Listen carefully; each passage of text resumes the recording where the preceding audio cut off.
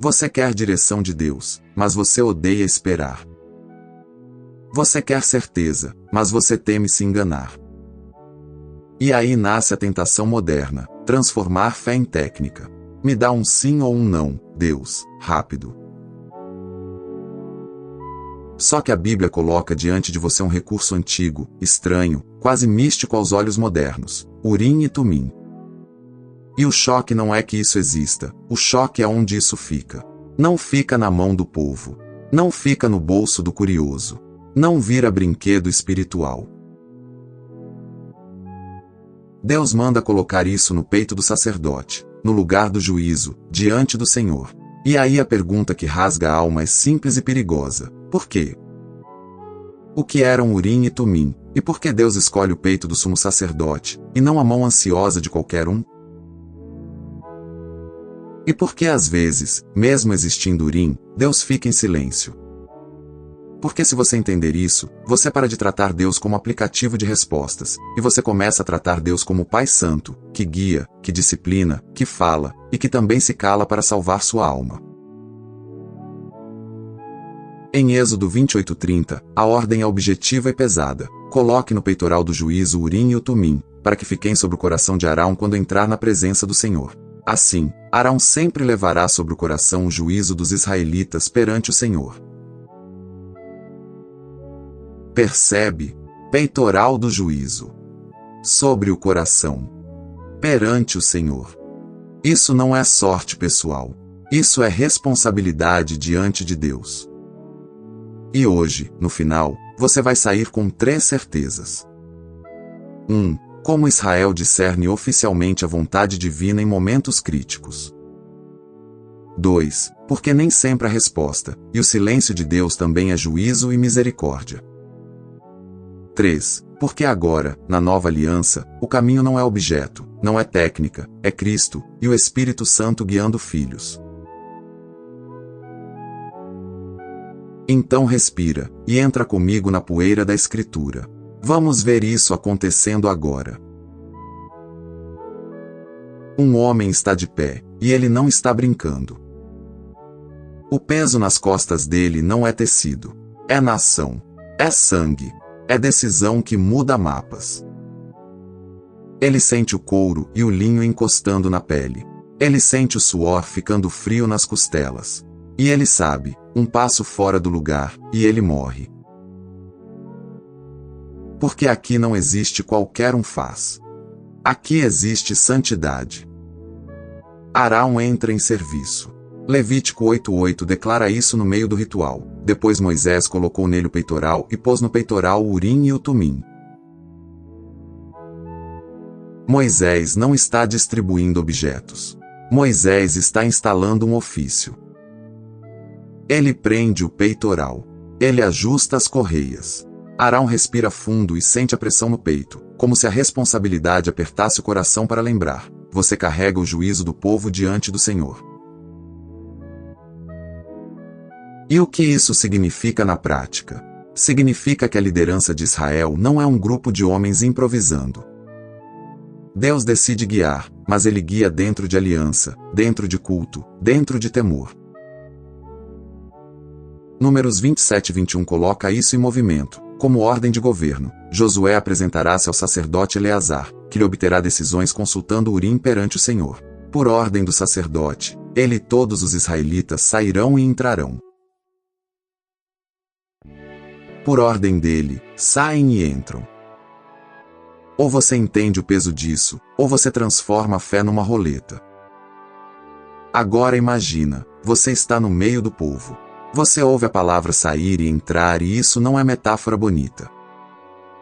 Sair é marchar para o deserto. Sair é cruzar vales onde há emboscada. Sair é acordar com a garganta seca e o medo grudado na pele.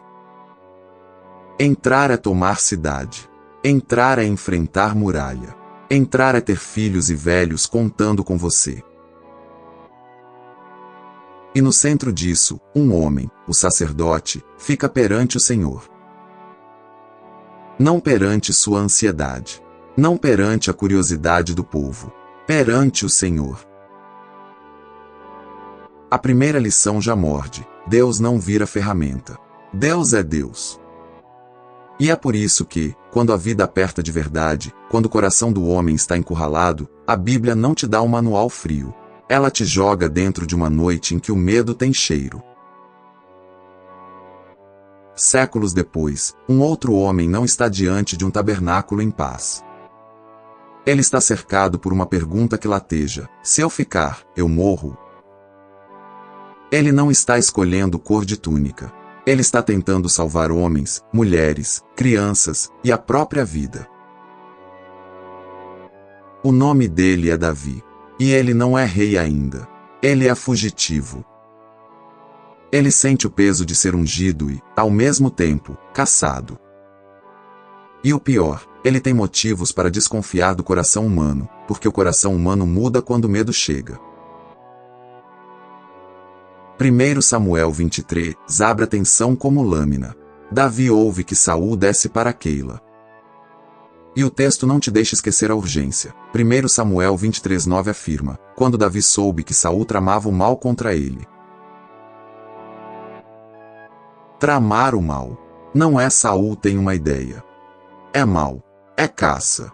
É morte. Davi sente isso no corpo. Ele sente o estômago apertando como nó. Ele sente os dedos suando no cabo da espada. Ele olha para seus homens cansados, sujos, mas leais, e ele sabe, se ele errar, não cai só ele. Cai todo mundo. E Davi faz algo que parece simples, mas é raro. Ele não confia no próprio impulso.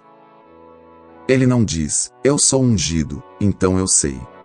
Ele não diz: eu tenho experiência. Ele chama Abiatar. Ele chama o sacerdote. Ele chama o éfode. 1 Samuel 23:9-10 descreve o movimento. Davi disse ao sacerdote Abiatar, filho de Aimeleque: traga o éfode. E Davi disse: Senhor, Deus de Israel, teu servo ouviu claramente que Saul pretende vir a Keila e destruir a cidade por minha causa. Repara na voz de Davi, teu servo. Não é exigência, é humildade. É alguém que sabe que Deus não é empregado. Agora a cena ferve. Abiatar vem com o éfode. Não é um enfeite de culto para fotografia. É símbolo de acesso. É sinal de consulta santa. Abiatar respira fundo. Ele sente que está segurando algo que carrega história. Ele lembra do sangue na casa sacerdotal, do terror que Saul já espalha. E, mesmo assim, ele vem. Porque no meio da perseguição, o povo ainda precisa de Deus. Davi fala, e a pergunta não é bonita. É crua. 1 Samuel 23:11. Saul virá a Keila, como teu servo ouviu. Ó Senhor, Deus de Israel, revela isto ao teu servo. Você sente a pausa. Você sente a garganta seca de Davi esperando. Ele não tem controle. Ele tem fé. E a resposta vem como golpe de martelo. Ele virá, diz o Senhor. 1 Samuel 23:11. Davi não para. Porque quem vive no perigo aprende que uma resposta parcial pode matar. Ele pergunta de novo, agora mais fundo, agora mais assustador. 1 Samuel 23:12. Os cidadãos de Keila me entregarão a ele e a meus homens. Me entregarão. Davi não pergunta, eles gostam de mim? Ele pergunta, eles vão me vender? Porque a gratidão do homem é fraca quando a espada encosta no pescoço. E a resposta de Deus corta o ar, entregarão, diz o Senhor. 1 Samuel 23:12. Sente o impacto no peito. Davi fecha os olhos um segundo. Ele sente o sangue batendo nas têmporas. Ele quer acreditar no melhor das pessoas, mas Deus é verdadeiro. Deus vê o que Davi não vê. E agora vem a parte que prova que consulta não é curiosidade, é obediência. Davi não discute com Deus. Ele não negocia. Ele se move. 1 Samuel 23:13. Então Davi e seus homens, cerca de 600, partiram de Keila e foram para onde puderam. Para onde puderam. Isso não é roteiro confortável. É fuga. É improviso guiado. É direção divina que não dá mapa completo, mas salva a vida. E o mistério de Urim e Tumim começa a se revelar. Não é um brinquedo de adivinhação. É um instrumento de governo santo, usado em momentos em que o povo precisa agir sob temor do Senhor. Mas então, por que Deus às vezes responde com precisão, como com Davi, e em outras vezes, o céu fica fechado como pedra? Porque existe uma outra noite, um outro rei, um rei que também quer resposta. O nome dele é Saul, e o silêncio que ele recebe é uma sentença. 1 Samuel 28:6 coloca você dentro de um desespero que cheira derrota. Ele consultou o Senhor, mas o Senhor não lhe respondeu nem por sonhos, nem por Urim, nem por profetas. Nem por sonhos. Nem por Urim. Nem por profetas. É como se Deus fechasse todas as portas de uma vez para mostrar: o problema não é o método, o problema é o coração. Saul está tremendo por dentro. Ele ouve o exército inimigo como um rugido ao longe, e cada som bate nele como acusação. Ele tenta dormir, mas o corpo não relaxa. Ele levanta, caminha, para, volta. Ele quer um sinal. Ele quer uma faísca. Mas tudo é silêncio. Um silêncio que grita: você rejeitou minha voz quando eu falei. Agora você quer minha voz como ferramenta. E Saul sente a vergonha que ele tenta esconder há anos. Ele lembra de quando Samuel fala com ele e ele finge obedecer. Ele lembra das desculpas, das justificativas, da imagem que ele protege. E agora, quando ele quer Deus, não é para amar Deus. É para escapar das consequências. O texto não precisa dizer tudo, o silêncio diz.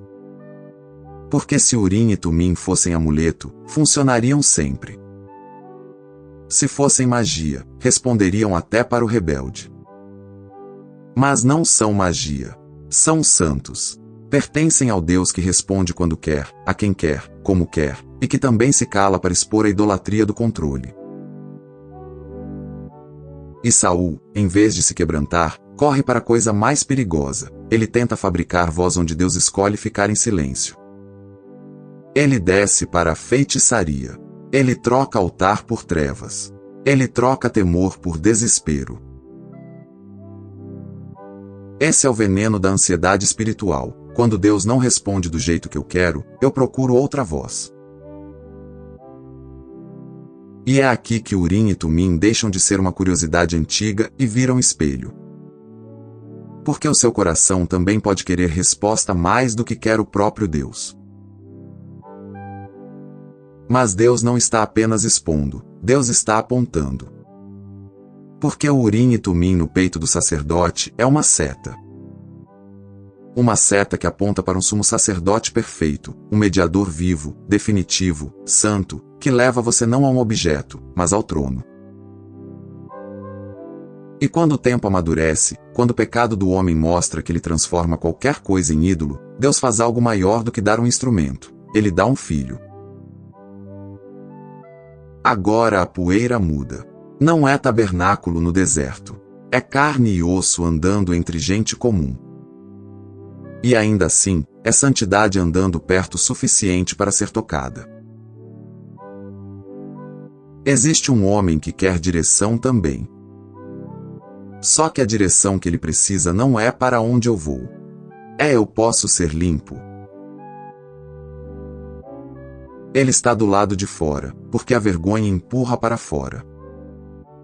A pele dele carrega marcas. Ele sente a dormência, a sensibilidade estranha, a dor que aparece e some. Ele percebe olhares que evitam o dele. Ele não pede abraço. Ele pede misericórdia. E então Jesus se aproxima. Marcos 1,41 registra o movimento que vira o mundo do avesso. Cheio de compaixão, Jesus estendeu a mão, tocou nele e disse: quero. Seja purificado. Quero. Não é técnica. Não é sorte. Não é consulta mecânica. É vontade pessoal de um Salvador que ama. E aqui, o tema se conecta como corrente elétrica. Você quer saber a vontade de Deus? Olha para Jesus. Porque o coração de Deus se revela em Cristo. Mas você ainda pergunta: e direção prática? E decisões? E quando o perigo aperta? Então entra numa noite que parece com a de Saul, mas termina diferente. Jesus está com seus discípulos. O vento não é cenário, o vento é ameaça. Uma onda arrebenta e molha o rosto. A madeira do barco rende como se fosse partir. Mãos agarram cordas. Olhos buscam firmeza e só veem água. E no meio disso, Jesus está perto. E o discípulo que ama agir, Pedro, sente o coração bater mais rápido, e ele quer uma palavra que o sustente. Mateus 14:28. Senhor, se és tu, manda-me ir até ti por sobre as águas. Ele não pede um mapa. Ele pede uma ordem. Ele não pede garantia de conforto. Ele pede permissão para obedecer. E Jesus responde com uma palavra que é direção e é chamado: venha, em Mateus 14:29. Pedro coloca o pé fora. O corpo dele protesta. O instinto grita: isso é impossível. Mas a palavra de Jesus pesa mais que o instinto. Ele pisa. A água não o engole naquele momento. O impossível se torna chão porque a voz de Cristo sustenta. Só que o medo é insistente. Mateus 14:30 diz: mas, quando reparou no vento, ficou com medo e, começando a afundar, gritou: Senhor, salva-me. A garganta dele arde com o grito. A água gelada sobe pelas pernas. As mãos dele batem na superfície tentando achar apoio. Ele não tem técnica. Ele tem um clamor. E Jesus responde rápido. Mateus 14:31. Imediatamente Jesus estendeu a mão e o segurou. Imediatamente. Não é urim na mão. Não é sorte lançada. É mão do Salvador. E agora a ponte fica clara. Urim e Tumim apontam para a direção, mas Jesus é a própria direção encarnada. O que Deus está fazendo ao longo da Escritura? Ele está conduzindo você de instrumentos para a intimidade. De sinais externos para um mediador interno. De medo de errar para a confiança em um pai que guia filhos. Por isso Hebreus 4:16 chama você de um jeito que Israel antigo não podia experimentar assim. Assim, aproximemo-nos do trono da graça com toda a confiança, a fim de recebermos misericórdia e encontrarmos graça que nos ajude no momento da necessidade. Não é aproxime-se do objeto certo. É aproxime-se do trono. Porque você tem sumo sacerdote. Você tem Jesus. E quando você volta ao Urim e Tumim, a pergunta muda: como eu arranco resposta de Deus? Vira como eu me coloco diante de Deus com temor e confiança. Davi consulta e obedece.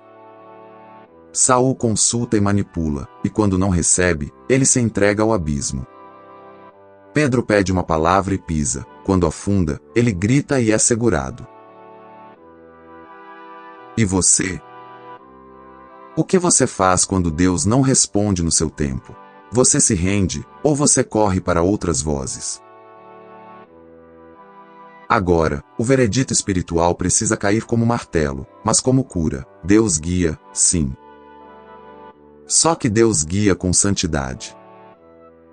E a maior evidência de que Deus quer te guiar não é um objeto antigo no peito de Arão, é Cristo rasgando o caminho para você chegar perto. Urim e Tumim, em Êxodo 28:30, está no peitoral do juízo, sobre o coração, perante o Senhor. A direção divina, na Bíblia, não nasce da pressa. Nasce da presença. E aqui vem o espelho, porque isso é sobre você hoje. Você vive num mundo que oferece técnica para tudo: algoritmo, teste, método, fórmula. E você tenta levar isso para a fé. Deus, me dá um sinal em 5 minutos. Me dá um sim e um não. E quando o céu demora, você se irrita, você se culpa, ou você se desespera. Mas você não é órfão tentando adivinhar. Você é filho em Cristo. O alvo não é acertar o futuro. É obedecer no presente com fé, e descansar no caráter do Pai. Você não precisa fabricar um Urim moderno. Você não precisa viver de sorteio de versículo, de moeda espiritual, de se acontecer tal coisa é Deus, de amuletos ungidos para substituir intimidade. Deus promete algo maior do que um objeto. Ele promete morar. Jeremias 31:33 diz: porei a minha lei no íntimo deles e a escreverei nos seus corações. E Ezequiel 36:26-27 declara: porei um novo espírito em vocês, porei o meu espírito em vocês e os levarei a agirem segundo os meus decretos. Isso explode em Atos 2, quando o Espírito vem. Agora o discernimento cresce de dentro para fora, testado pela palavra, sustentado em oração, confirmado na comunhão, amadurecido em sabedoria. Romanos 8,14 fala sem superstição, porque todos os que são guiados pelo Espírito de Deus são filhos de Deus. Então o convite final não é controle mais. O convite é aproxime-se mais. Não é crie um método. É crie lugar para a presença, palavra aberta, joelhos no chão, coração sincero, obediência simples. E se hoje você está como Davi, cercado, com medo de traição, com decisão que pode destruir você, então faz como Davi, consulta com humildade e obedece com rapidez. Se você está como Pedro, tentando andar na palavra, mas sentindo vento, então grita como Pedro: Senhor, salva-me. E se você está como Saul, querendo resposta, mas fugindo do arrependimento, então volta antes que o silêncio vire abismo. Agora eu te convido a responder a Deus com uma oração simples, mas verdadeira, não para forçar resposta, e sim para se colocar perante o Senhor, como em Êxodo 28:30. Senhor Deus de Israel, Deus e Pai de nosso Senhor Jesus Cristo, eu confesso minha pressa. Eu confesso minha ansiedade por controle. Eu não quero te usar. Eu quero te amar. Me dá um coração como o de Davi, que pergunta e obedece. Me segura como seguraste Pedro quando eu começo a afundar. E me livra do caminho de Saul, do orgulho que busca métodos sem arrependimento. Jesus, tu és o meu sumo sacerdote. Eu me aproximo do trono da graça, como diz Hebreus 4,16, com confiança, não em mim, mas em ti. Guia minha mente, purifica minhas intenções, abre portas que vêm de ti e fecha portas que me afastam de ti. E se este vídeo falou com você, escreve nos comentários. Eu escolho presença antes de resposta. Se inscreve no Palavra Pura, porque aqui a gente não busca técnica, a gente busca o Deus vivo pela palavra viva.